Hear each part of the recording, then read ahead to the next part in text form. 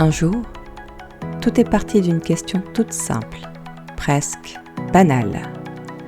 Comment savoir ce que quelqu'un ressent quand il n'arrive pas à le dire ?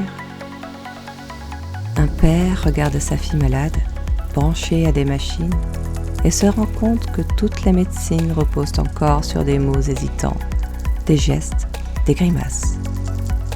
Et si le cerveau, lui, pouvait parler directement ?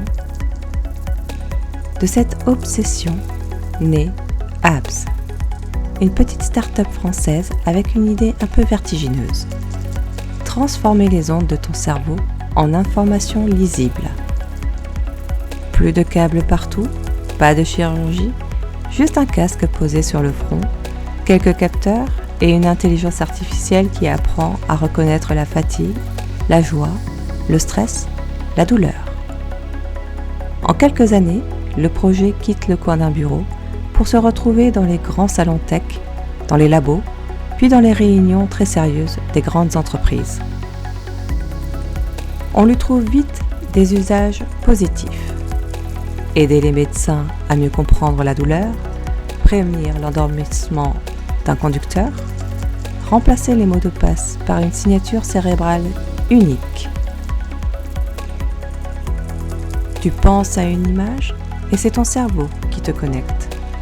Pratique, futuriste, presque magique. La promesse est séduisante. Plus de sécurité, plus de précision, moins de mensonges entre ce que tu dis et ce que tu ressens vraiment. Mais au fil du temps, une autre question commence à gronder en arrière-plan. Que se passe-t-il quand quelqu'un sait ce que tu ressens mieux que toi ? Quand ton niveau d'attention, ton envie d'acheter, ta lassitude ou ta vulnérabilité deviennent des données qu'on peut mesurer, stocker, optimiser. La même technologie qui peut sauver des vies peut aussi rendre tes émotions exploitables. Ajuster une pub pour qu'elle touche au bon moment ou surveiller ta concentration au travail. Abs continue d'avancer entre partenariats prestigieux, discours rassurants sur la vie privée cognitive et promesses que tout est sous contrôle. Pourtant, au fond, une inquiétude persiste. À partir de quand cesse-t-on de simplement comprendre le cerveau pour commencer à le rendre lisible, puis prévisible, puis influençable ? La start-up, elle, parle d'avenir, de progrès, de sécurité.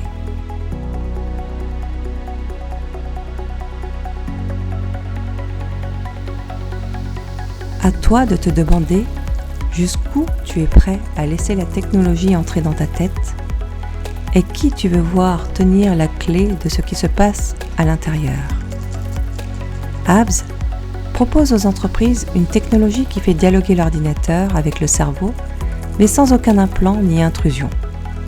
Leur capteur EEG, équipé de seulement 6 électrodes, capte en temps réel des signaux cérébraux, des neuromarqueurs précieux.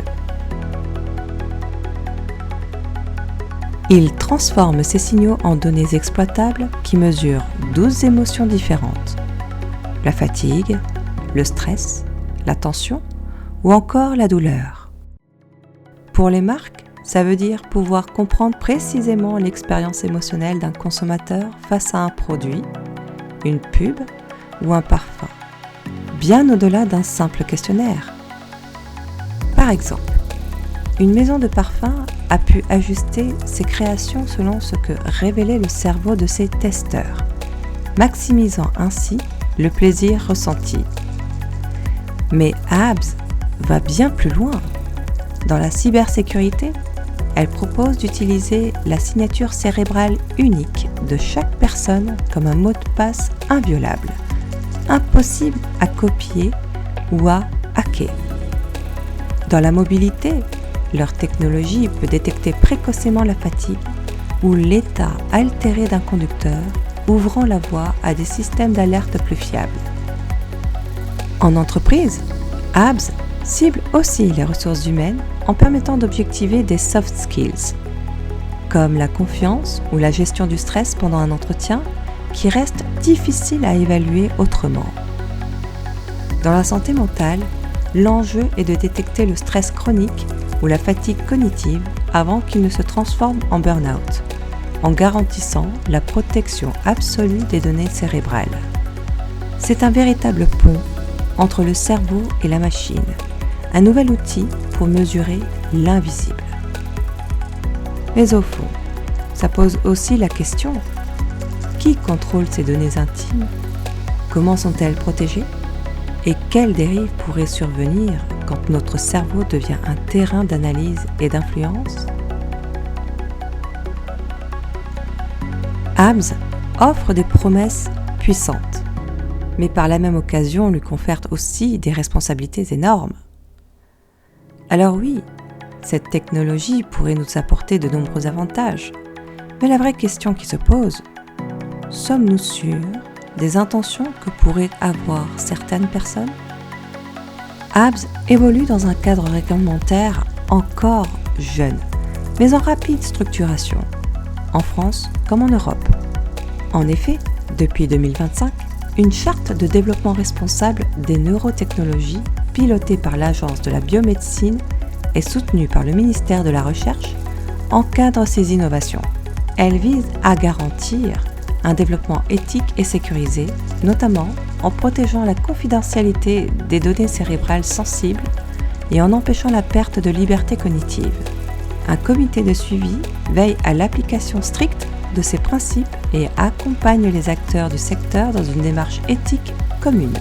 Au niveau européen, la Charte européenne pour le développement responsable des neurotechnologies, adoptée en 2025, renforce ce cadre en promouvant une gouvernance inclusive centrée sur le respect des droits fondamentaux et la confiance collective. Elle invite à une évaluation continue des risques, notamment ceux liés aux usages détournés ou abusifs des technologies cérébrales. La CNIL, quant à elle, en France, qualifie les données cérébrales comme des données personnelles sensibles, souvent assimilées à des données biométriques ou de santé.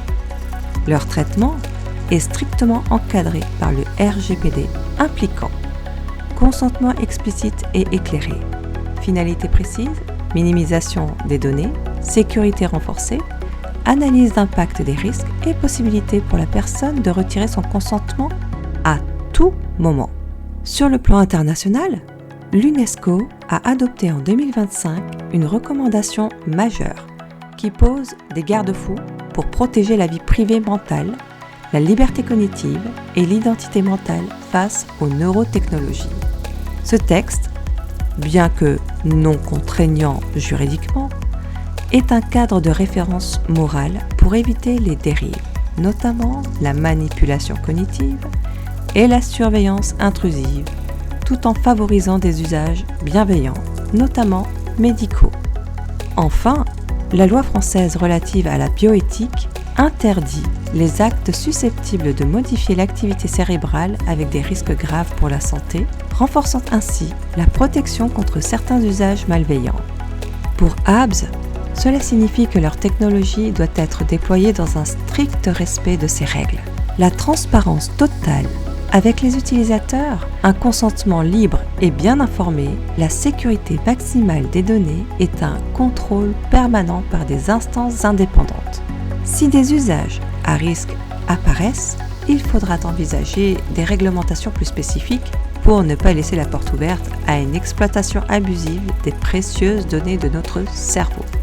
Après avoir exploité cette incroyable aventure technologique, on peut dire que HABS n'est pas seulement une start-up qui lie les ondes cérébrales, c'est une porte ouverte sur un futur où notre cerveau pourrait devenir un véritable espace d'échange avec les machines. Une innovation pleine de promesses qui vise à améliorer nos vies, de la sécurité routière à la santé mentale, en passant par les expériences consommateurs toujours plus personnalisées. Mais cette avancée ne vient pas sans questionnement profond. Jusqu'où sommes-nous prêts à laisser cette fenêtre sur notre intime s'ouvrir? Qui décide des règles du jeu quand notre cerveau devient une source d'informations aussi précieuse que vulnérable? HABS montre que la technologie est là, que ses usages sont multiples, enthousiasmants, mais ses enjeux éthiques sont à la hauteur de son potentiel révolutionnaire. Et c'est précisément là que réside le défi majeur. Construire un cadre clair, démocratique et protecteur où l'innovation rime avec respect de la liberté et dignité humaine. Pour que demain, les ondes de nos cerveaux restent notre territoire, un territoire où personne ne pénètre sans consentement clair, éclairé et toujours révocable. L'histoire de HABS, c'est celle d'une frontière encore mouvante entre ce que la science peut faire et ce que l'humain doit décider. Une histoire qui ne fait que commencer. Et vous, qu'en pensez-vous ?